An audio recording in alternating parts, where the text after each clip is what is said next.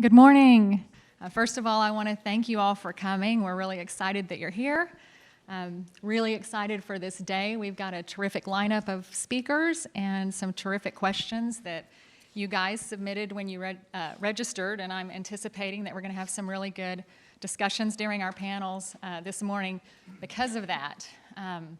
Also really excited about the Innovative Drug Discovery and Development Consortium and this new program that we're rolling out. If you take a look, I want to encourage everybody to take a look at your program. There is a description of a roundtable and workshop series that we're going to start. We're actually going to have our kickoff event on June the 13th. That one's going to be over target product profile. Again, there's some information in your program. We're going to take a break over the summer, but we'll resume on September the 5th, and those are typically going to take place on the first Thursday of the month.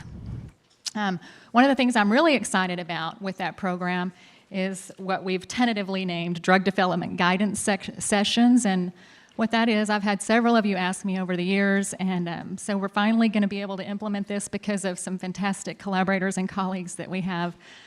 For those of you that have drug development projects and would really like just some guidance and advice from pharmaceutical experts, you'll be able to schedule these in advance and actually be able to sit down with some people that have been there and done it and can provide some advice and guidance for moving your project forward. At this time, I'd like to acknowledge our steering committee.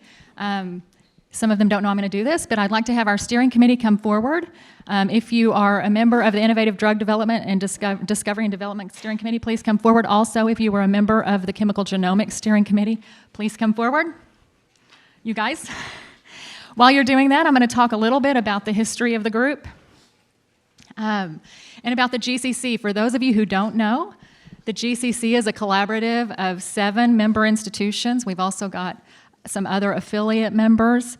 In 2001, the presidents of the institutions came together and decided that it's really a good thing there's some things that we can just do better together than we could do if we tried to do it on our own.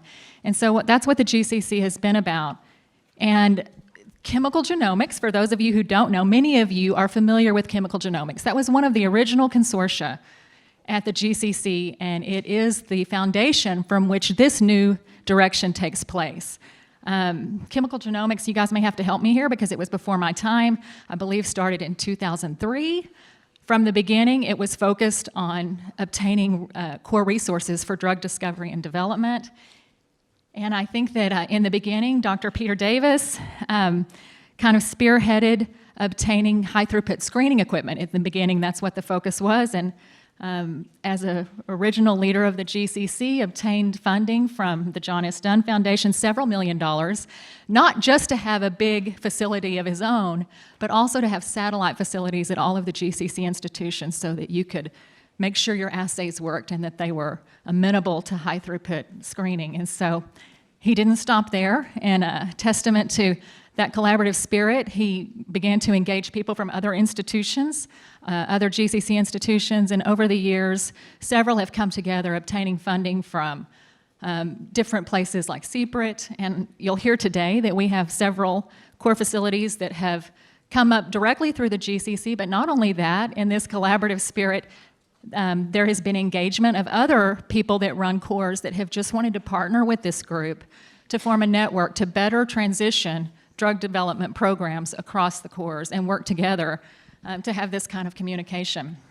And so it's from that chemical genomics that's the platform, the foundation of moving forward all of these new programs. And so for all that you've done, Pete, we want to acknowledge you today and thank you, because all of this is because of you. A piece of glass. Yes. I'm going to read this. It says, "With our sincere appreciation, we hereby present to Peter Davis for your unwavering support and unrelenting commitment to collaboration and shared resources for drug discovery and development in the Texas Medical Center. You are being honored with much appreciation and gratitude." This is a small token, but we are really appreciative. Thank you. Thank you so much. This is actually my first large piece of glass, I must say. I mean that very seriously. Oh, my goodness. Well, it really is. I'm just looking at this. What a wonderful collection of folks.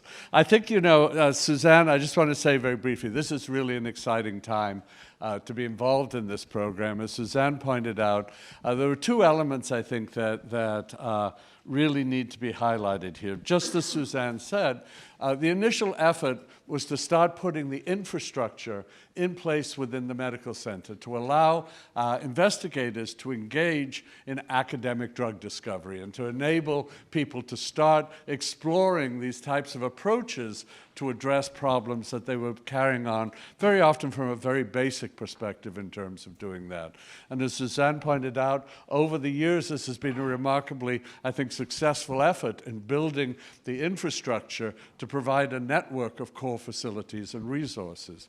But the other part of it, and we didn't understand, I will tell you at the beginning of this, was that what was really essential was to create an educated and informed user community. Very few of our academic laboratories understood what it takes and what is the process of developing small molecule therapeutics, and in some cases, in Dr. Ahn's program, biologics, proteins as well.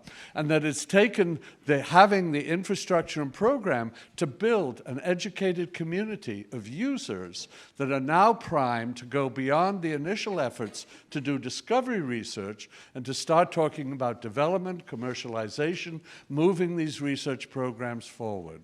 So it's been really a maturation of the program in terms of doing that. And that's what's so exciting about the program today and the next phase of the program, looking much more, not so much at just discovery, but at translation, commercialization, engagement of a much larger and more robust and dynamic program. And the new leadership of the program really, I think, are poised to do that. And this conference really kicks off that effort in a way.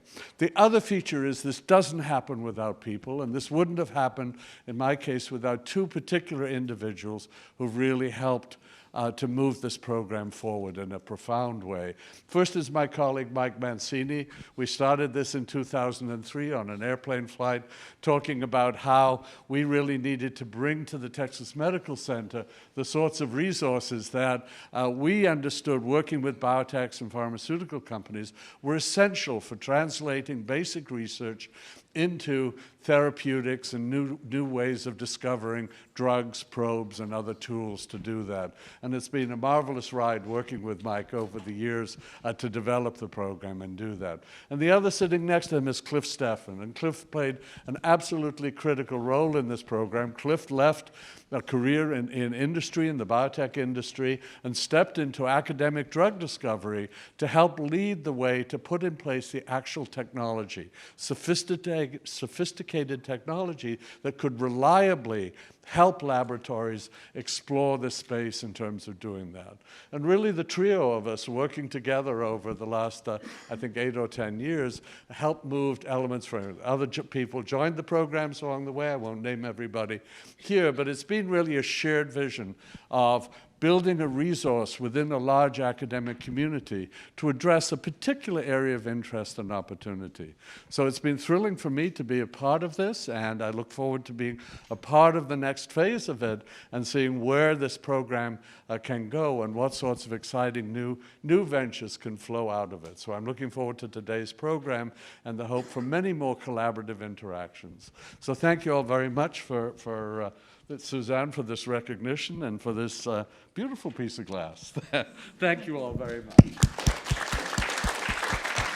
Y'all can be seated. Thank you. So I'm going to turn this over here in just a second to our new chair. Just a couple of housekeeping things. Be sure and take a look at the upcoming events in your guide. There's a joint symposium from MD Anderson and Baylor happening in June, as well as our newest funded core, which is the GCC Center for PKPD and Formulation. We'll have that conference on ADME and lead characterization and optimization in October. So I think that's it. I would like to thank, and I would ask you guys to please thank them as well. There are a couple of girls sitting out here at the table that have worked tirelessly, giving up days off to make sure we have a nice conference guide and that all of the stuff that happens today happens smoothly. That's Dawn and Carrie. I'd like to recognize them. And Stan as well, because he was really instrumental in getting fantastic speakers here very quickly. So we're really excited about the day. He is our new chair of Innovative Drug Discovery and Development. And with that, I'll turn it over to him. Well, thank you, Suzanne, and I thank all of you. So this program, first of all, is possible because the speakers came together very quickly, almost without much notice, and I want to acknowledge all of them and thank them for agreeing to come and educate everyone. The core directors also have agreed to come together on a short notice and provide some guidance and information on what capabilities they can provide you. But this is really designed for everyone sitting in the audience who are asking yourself, do I want to move a drug into the clinic? So we're guessing that's why you're here, because somewhere in your mind, you're, out of your mind to be thinking you want to move a drug to the clinic. Now that's laudable. It's incredibly difficult. And today's session is beginning the education process to inform you what it might take and to give you an idea of what resources we have locally and what resources you're going to need perhaps nationally in order to accomplish this, because you can't do it yourself. So again, keep in mind, all of you by being here are considered certifiably out of your mind, but that is a good thing, because without that type of passion, we will not get new drugs to the clinic. So my hat's off to the audience for your passion and your enthusiasm to try to really move biomedical discoveries into the clinic. So with that, we're on a tight time schedule. I turn it over to Mary to get us started and today's first panel